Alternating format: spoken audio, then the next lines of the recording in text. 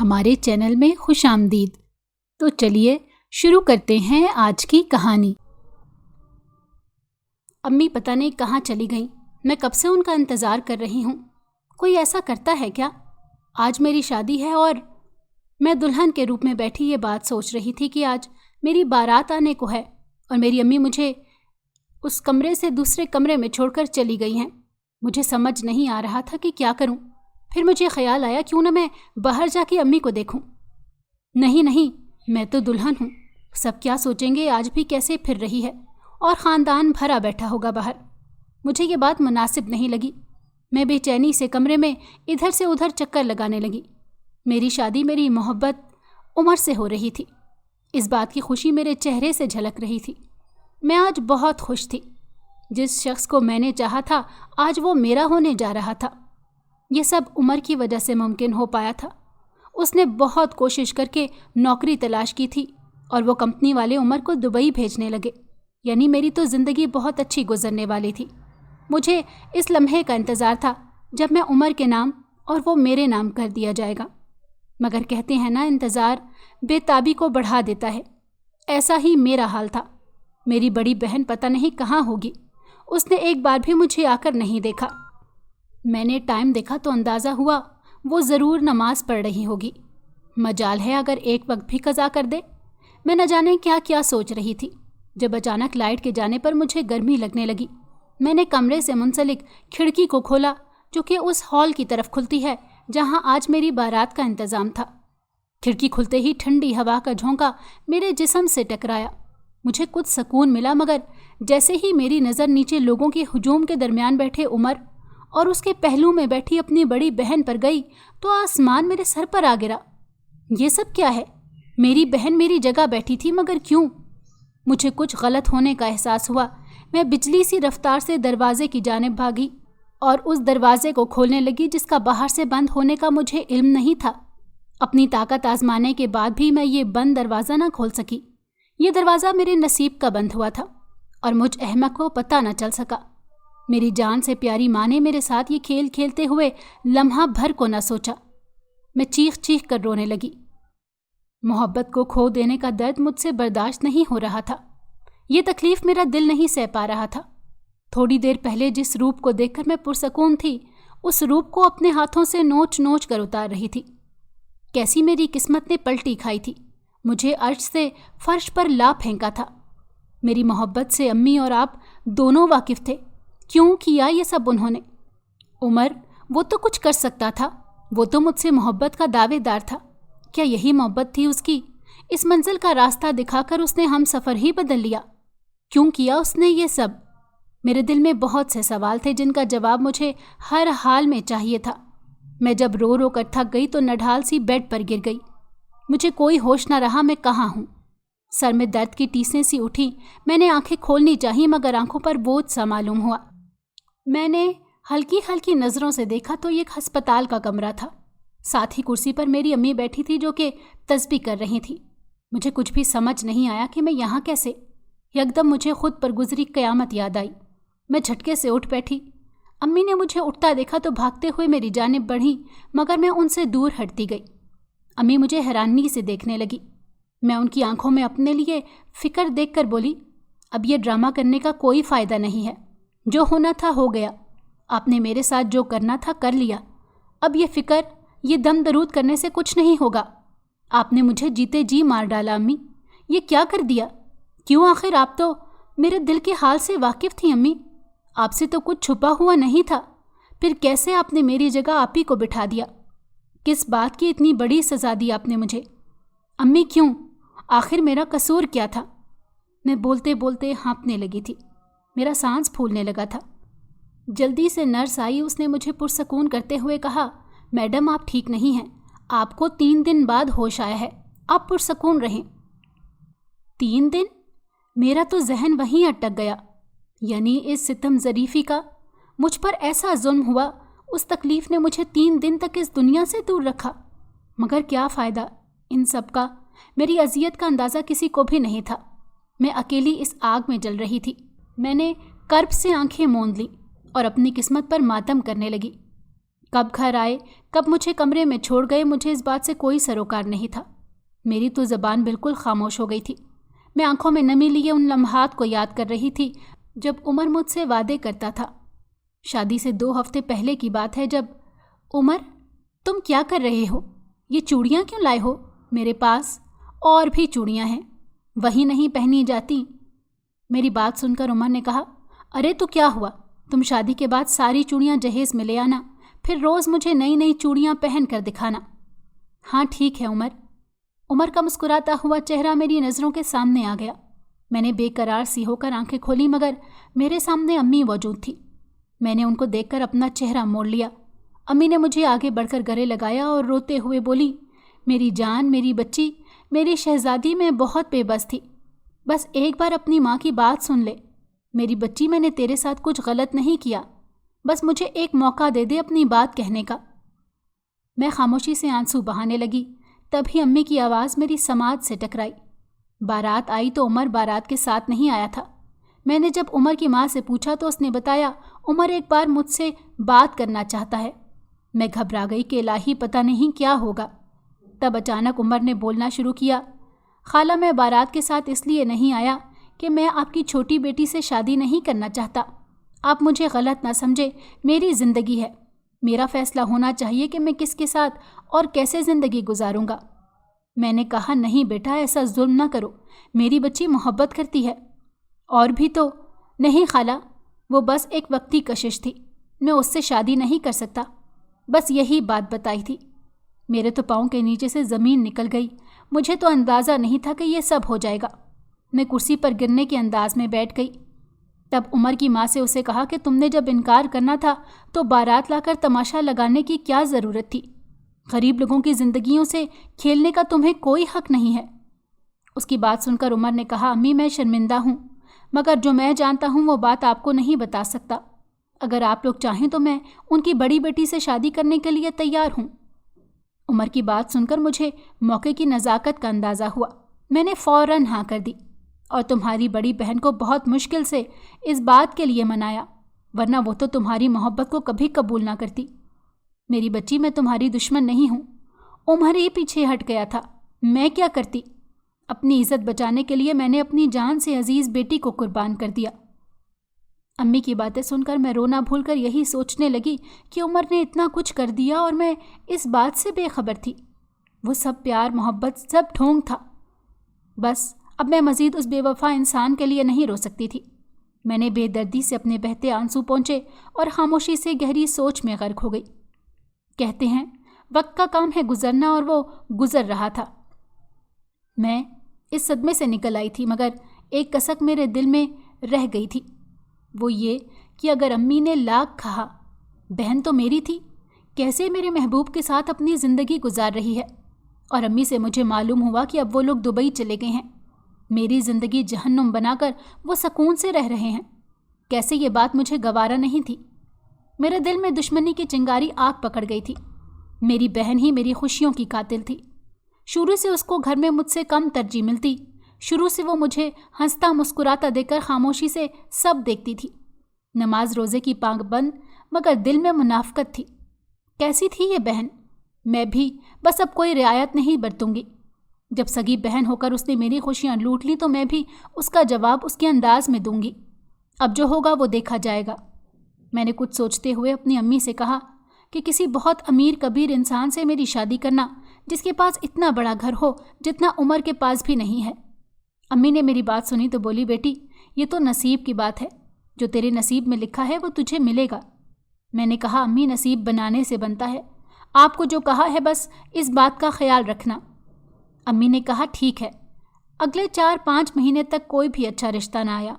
इस वजह से भी उमर से मेरी बहन की शादी थी।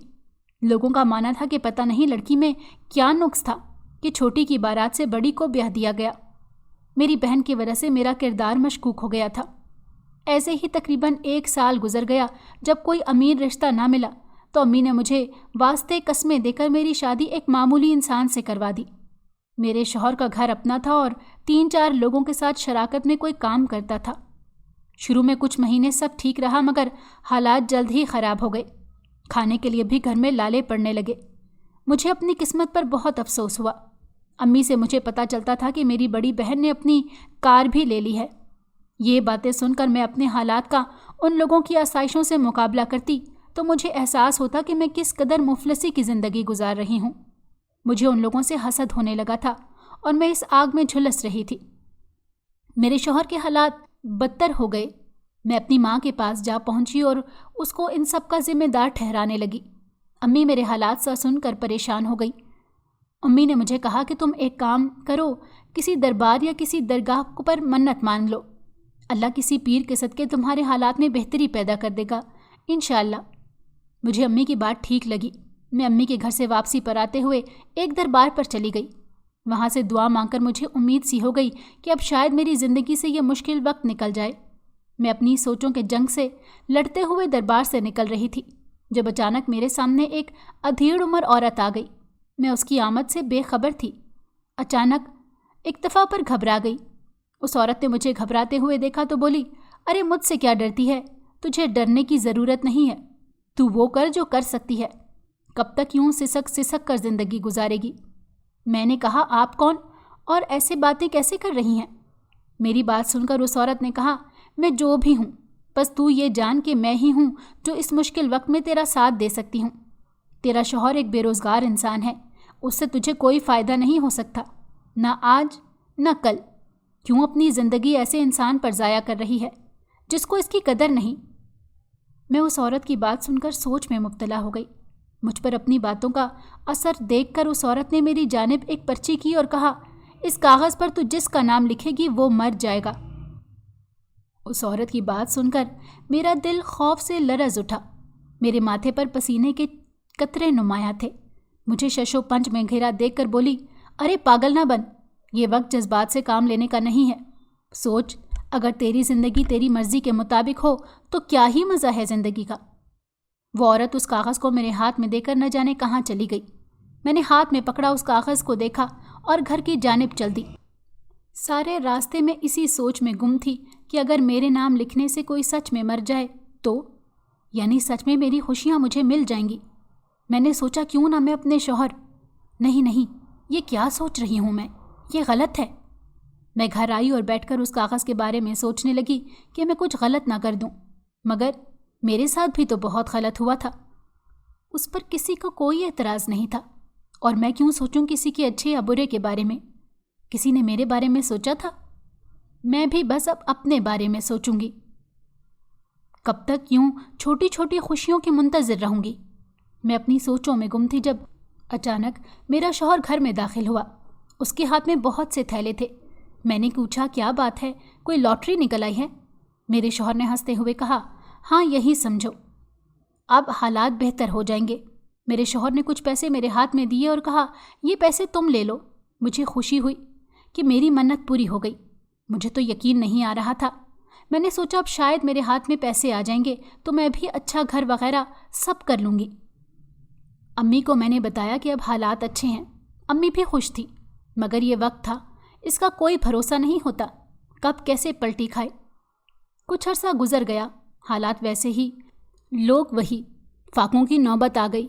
मैंने तंग आकर अपने शौहर से कहा तो वो उल्टा मुझ पर भड़क गया कि मैं क्या करूं, नहीं है कारोबार, मैं क्या करूं। मैं गुस्से में अपने कमरे में चली गई और उस पर्ची पर अपने शौहर का नाम लिख दिया। मुझे बाद में एहसास हुआ कि मैंने गलत कर दिया, मगर जल्द ही बोली, कुछ भी हो, मेरी भी ख्वाहिश है, बस जो होगा देखा जाएगा। अब मुझे किसी तकलीफ़ से कोई सरोकार नहीं था। रात हुई। अगली सुबह मैंने अपने शौहर से कोई बात नहीं की और वो काम पर चला गया। दोपहर के वक्त एक औरत मेरे घर आई और बोली, बहन अफसोस हुआ तुम्हारे शौहर का सुनकर। मैंने हैरत से उस औरत को देखा और पूछा, क्या हुआ? तो उस औरत ने कहा, अरे तुम्हें नहीं पता, तुम्हारे शौहर का एक्सीडेंट हो गया और वो नहीं रहा। मुझे एकदम ये सुनकर शदीद ताज्जुब हुआ, यानी उस कागज़ की वजह से मेरा शौहर, अब मैं बेवा हूँ और आज़ाद हूँ। मतलब मुझे समझ नहीं आ रहा था कि मैं खुश हूँ या उदास। मैंने सोचा कि अम्मी को तो बताऊं। मैं उनके घर जाने की तैयारी करने लगी। तकरीबन आधे घंटे बाद मैं कपड़े वगैरह निकाल कर बाहर जाने लगी तो दरवाजे पर अपने शौहर को देखकर मुझे झटका लगा। वो बिल्कुल तंदुरुस्त खड़ा था। मैं फ़ौरन उसकी जानिब गई और पूछा कि आप कैसे हैं? मतलब उस औरत ने कहा कि आपका एक्सीडेंट हो गया है और आप। मेरे शौहर ने तो मुझे 2 टोक जवाब देते हुए कहा, तुम समझी मैं मर गया ना, और तुम्हारी जान छूट गई। मगर अफसोस वो दूसरा बंदा था जो कि मर गया। मैं ज़िंदा हूँ, मगर तुम दुआ करो कि मैं मर जाऊँ। मैंने कहा, आप गलत समझ रहे हैं, मैं तो बस। तो मेरे शौहर ने मुझे टोकते हुए कहा, बस अब झूठ ना बोलो, मैं शुरू दिन से तुम्हारे तेवर जानता हूँ, मगर घर बसाने के लिए सब कुछ फरामोश कर गया। लेकिन तुम्हें यह सब मजाक लग रहा है। मैंने कहा, आप क्यों नहीं समझ रहे, मेरा कोई ऐसा मकसद नहीं है। मगर मेरे शौहर ने कहा, जो भी मकसद है, मैं तुम्हें उस मकसद में कामयाब हरगिज़ नहीं होने दूंगा। ये बात तुम जान लो तो बेहतर है तुम्हारे लिए। मुझे बातें सुनाकर वो चले गए और मैं दिल ही दिल में उस औरत को कोसने लगी जिसने मुझे कागज़ देकर पागल बनाया था। रात को मेरी आंख खुली तो मेरा शौहर पता नहीं कहाँ था। मैं उसकी तलाश में सारा घर छान रही थी। जब मुझे छत पर कुछ खटपट की आवाज़ें आईं, मैं दबे पांव ऊपर चली गई। वहाँ जाकर मुझे ऐसा लगा जैसे मुझ पर किसी ने गहरा वार किया हो। मेरा शौहर रात के इस पहर बैठा हुआ मेरी बड़ी बहन से बातें कर रहा था। एक बार फिर मेरी बहन ने मुझे बर्बाद कर दिया था, मगर इस बार मैं ये बात बर्दाश्त नहीं करूँगी, चाहे कुछ भी हो जाए। मैंने सोचा कि अपने शौहर को रंगे हाथों पकड़ लूँ, मगर नहीं, अब जो होगा कल होगा। मैं खामोशी से कमरे में जाकर सो गई। थोड़ी देर बाद मेरा शौहर भी कमरे में आ गया। अगली सुबह मैं काम वगैरह से फारिग होने के बाद अम्मी के घर चली गई। वो मुझे देखकर बहुत खुश हुई। हम बातें कर रहे थे जब उमर की अम्मी भी आ गईं। अम्मी उनकी अचानक आमद पर थोड़ी परेशान थी, मगर मैंने बताया कि मैंने बुलाया है तो अम्मी मज़ीद हैरान हुई कि तुझे उनसे क्या काम है। तब मैंने कहा, अरे मेरी भोली अम्मी, उनको भी पता होना चाहिए कैसे उनकी बहू उनकी इज्जत नीलाम कर रही है। मेरी बात सुनकर अम्मी से पहले उमर की अम्मी बोली, तुम ज़बान संभाल कर बोलो, क्या बोल रही हो। मैंने कहा, अरे खाला, मैं सच कह रही हूँ, उसको नकेल डालें। वो अभी मैं कहती, अचानक घर में थप्पड़ की आवाज़ गूंजी। मैंने जब देखा कि अपनी सुर्ख आंखों से मुझे घूर रही थी। आपी के पीछे ही उमर भी मुझे इसी तरह से घूर रहा था। मैंने आपी से कहा, आपने मुझ पर हाथ उठाया? तो आपी की जगह उमर ने जवाब दिया, हाँ, तुम इसी थप्पड़ के ही लायक हो। मैंने उमर की जानिब देखा और सारे लिहाज भूल कर जवाब दिया, तुम तो मेरे मुँह ही ना लगो। मुझसे मोहब्बत के झूठे वादे किए और शादी मेरी बहन से, ये थी तुम्हारी मर्दानगी। एक औरत को तुमने बीच राह में छोड़ दिया। मुझे गुस्से में पता नहीं चला कि मैं क्या बोल गई, मगर उमर के जवाब ने मेरे आसान ख़ता कर दिए। मेरी मर्दानगी ही थी जो तुम्हें अपनाया नहीं, वरना तुम्हारे उस आशिक का क्या होता जिसे तुम रात दिन मैसेज पर बातें करती थी। तुम्हारी मुलाकातों का भी इल्म था मुझे। मैं हमन्नक मुँह लिए उमर को देख रही थी। अचानक मेरा दिमाग माऊफ हो गया। मैंने कहा, तुम बकवास करते हो, ऐसा कुछ नहीं है। अब तुम खुद को बचाने के लिए मेरे किरदार पर सवाल उठा रहे हो। तुम्हारी खुद की बीवी तुमसे संभाली नहीं जा रही। और अचानक आपी की आवाज़ मेरे कानों से टकराई। वो गोया हुई, बस कर छोटी, बस शर्म कर, मैं बहन हूँ तेरी, और तू? हाँ मैं। आपी क्या मैं? पहले तो उमर को मुझसे दूर किया और अब मेरा बसा बसाया घर उजाड़ रही है। आपी ने मुझे घूरते हुए जवाब दिया, नहीं छोटी, तू हर बार की तरह गलत समझ रही है। उमर, आप इसको हकीकत बताएं। हमारे माइयों वाले दिन मैं दुकान से कुछ सामान ले रहा था जब एक लड़का अपनी महबूबा को फ़ोन पर दुआएं दे रहा था। मुझे बहुत अजीब लगा कि ये लड़का ऐसा क्यों कर रहा है। मैं ना चाहते हुए भी उस लड़के से पूछने लगा कि भाई क्या मसला है, क्यों ऐसे मैसेज रिकॉर्ड कर रहा है। तब उसने मुझे बताया कि कल उसकी मोहब्बत की शादी अपनी कज़न के साथ, आज आखिरी बार वो उस लड़के से बात कर रही है। मुझे उस लड़के के लिए बुरा लगा जो इंतहाई करीब से अपनी महबूबा को अलविदाई मैसेज कर रहा था। मैं जल्दी से वहाँ से निकलने लगा तो मेरा हाथ लगने से उस लड़के का फ़ोन नीचे गिर गया। मैंने माजरत करते हुए उसका फ़ोन उठाया तो गैर इरादी तौर पर मेरी नज़र उस नंबर पर पड़ी। मेरा दिल मानो किसी ने जकड़ लिया हो। वो तुम्हारा नंबर था। मैं पागलों की तरह एक के बाद एक मैसेज सुनता गया। उस लड़के को मारने का दिल कर रहा था, मगर उसका क्या कसूर? वो तो तुम्हें मेरी तरह अपना दिल दे बैठा था। मगर मैंने उस वक्त हौसले से काम लिया और फैसला कर लिया कि तुम जैसी लड़की से किसी सूरत शादी नहीं करूँगा। उमर खामोश हो गया था, मगर मेरे कानों में उसके अल्फाज घूम रहे थे। ये सच था, उसका मुंह बोलता सबूत मेरी खामोशी थी। گھر میں سناٹا چھا گیا. تبھی اچانک ایک آخری سوال بھی میرے سامنے میرے شوہر کی صورت میں میرے سامنے آ گیا. میری جان ہوا ہوئی. وہ مجھے ایک نظر دیکھ کر نفرت سے بولا کہ آپ لوگوں نے یہ حقیقت مجھ سے چھپا کر بہت غلط کیا. مجھے خود اس جیسی عورت کا شوہر کہتے ہوئے شرم آ رہی ہے. میں نے کچھ بولنا چاہا مگر اس سے پہلے ہی عمر بولا، اور تم یہ جو اپنے فرشتے جیسی بہن پر الزام لگا رہی ہو، تمہیں پتہ ہے تمہارے شوہر کو سمجھا رہی تھی کہ وہ تم سے بدگمان نہ ہو. عمر کے خاموش ہوتے ہی میں نے اپنے شوہر کے آگے ہاتھ جوڑے اور کہا مجھے معاف کر دیں، مگر بہت دیر ہو چکی تھی. میرے شوہر بولے تم میرے لیے مر گئی ہو، اور میں تو اس دن ہی تمہارے لیے مر گیا تھا جب اس غیر عورت کے کہنے پر تم نے اس موت والی پرچی پر میرا نام لکھا تھا. میں نے اپنے شوہر کو دیکھا اور وہ چیختے ہوئے بولا، کیوں کیا ایسا تو نے؟ اس نے وہ بتایا جو عمر نے بتایا تھا. میری آنکھوں کے سامنے میری زندگی برباد ہو رہی تھی. میں خاموشی سے دیکھ رہی تھی. میں نے جلدی سے معافی مانگنی چاہی مگر میرا شوہر مجھے خود سے دور دھکا دیتے ہوئے طلاق دے کر جا چکا تھا. یہ سب برق رفتاری سے ہوا. میرا سب کچھ برباد ہو گیا. میں زمین پر گر گئی. میں تو اپنی بہن کو برباد کرنے چلی تھی، خود کے گھر کو آگ لگا بیٹھی. کسی کا برا سوچنے سے پہلے اپنے انجام کی بھی خبر رکھیں. اگر آپ کو ہماری کہانی پسند آئی ہو تو ہمارے چینل کو لائک کریں اور سبسکرائب کر دیں. بیل نوٹیفیکیشن کو بھی آن کر دیں تاکہ ہماری آنے والی ہر مزیدار کہانی آپ کو وقت پر ملتی رہے.